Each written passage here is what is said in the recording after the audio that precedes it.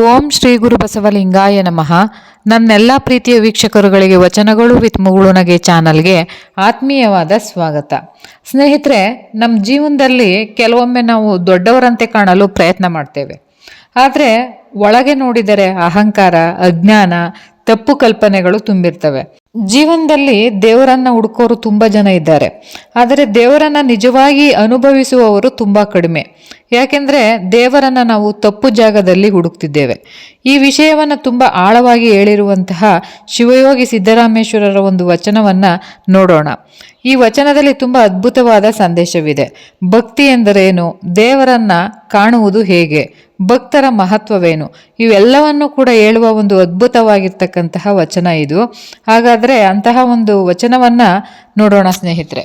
ವಚನವು ಹೀಗಿದೆ: ಅಂಕುಶದರಳಿನ ಸಂಪಗೆಯ ಹೂವಿನ ಕಂಪು ಇತ್ತಲಿತ್ತ ಬಿಜಯಂಗೈದಿರು ಶಿವನೇ, ಹರಿಯ ಮಗನೇ ಮಲೆಯ ಮಲ್ಲಯ್ಯ ನಿನಗೆಂದು ಬಂದುದನು, ನೀವು ಭಕ್ತರಂಗಳದಲ್ಲಿ ಆಡುವ ತೊತ್ತು ವೇಷಿಯ ಮಗನೆಂದು ಬಂದಿರಿ ಶಿವನೇ, ಕಪಿಲ ಸಿದ್ಧ ಮಲ್ಲಿಕಾರ್ಜುನ. ಈ ವಚನದಲ್ಲಿ ಶಿವಯೋಗಿ ಸಿದ್ದರಾಮೇಶ್ವರರು ಒಂದು ಸುಂದರವಾದ ಉಪಮೆಯನ್ನ ಕೊಡ್ತಾರೆ. ಅದು ಸಂಪಿಗೆ ಹೂವಿನ ಸುಗಂಧ. ಸಂಪಿಗೆ ಹೂವು ತುಂಬ ಚಿಕ್ಕದಾಗಿರಬಹುದು, ಆದರೆ ಅದರ ಸುವಾಸನೆ ದೂರದವರೆಗೂ ಹರಡುತ್ತೆ. ಅದೇ ರೀತಿ ನಿಜವಾದ ಭಕ್ತಿಯೂ ಕೂಡ ಹಾಗೆಯೇ. ಭಕ್ತನು ಎಲ್ಲಿದ್ದರೂ ಅವನ ಭಕ್ತಿಯ ಪ್ರಭಾವ ಎಲ್ಲೆಡೆ ಕಾಣುತ್ತೆ. ಸಂಪಿಗೆ ಹೂವಿನ ಉಪಮೆ ಸಿದ್ದರಾಮೇಶ್ವರರು ಹೇಳ್ತಾರೆ, ಸಂಪಿಗೆ ಹೂವು ಎಲ್ಲಿಯಾದರೂ ಇದ್ದರೆ ಅದರ ಪರಿಮಳವನ್ನು ಯಾರೂ ತಡೆಯಲು ಸಾಧ್ಯವಿಲ್ಲ. ಅದರ ಸುವಾಸನೆ ಸ್ವತಃ ಹರಡುತ್ತೆ. ಅದೇ ರೀತಿ ನಿಜವಾದ ಭಕ್ತನ ಜೀವನವೂ ಕೂಡ ಹಾಗೆಯೇ.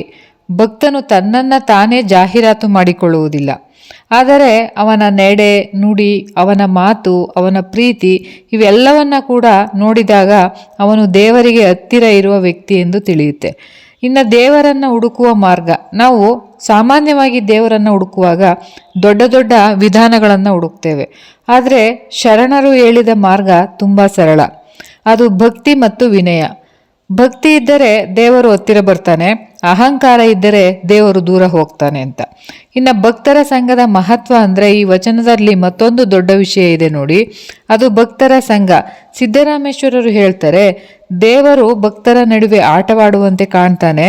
ಅಂದರೆ ಭಕ್ತರು ಸೇರಿ ದೇವರನ್ನ ಸ್ಮರಿಸಿದಾಗ ಅಲ್ಲಿ ಒಂದು ವಿಶೇಷ ಶಕ್ತಿ ಉಂಟಾಗುತ್ತೆ.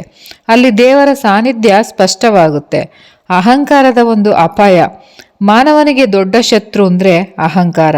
ಅಹಂಕಾರ ಇದ್ದರೆ ಮಾನವನು ದೇವರನ್ನ ಕಾಣಲು ಸಾಧ್ಯವೇ ಇಲ್ಲ. ಏಕೆಂದರೆ ಅಹಂಕಾರ ನಮ್ಮ ಮನಸ್ಸನ್ನು ಮುಚ್ಚುತ್ತೆ, ಆದರೆ ವಿನಯ ಇದ್ದರೆ ಮನಸ್ಸನ್ನು ತೆರೆಯುತ್ತೆ. ಅಲ್ಲಿ ದೇವರ ಅನುಭವ ಸಾಧ್ಯ ಆಗುತ್ತೆ.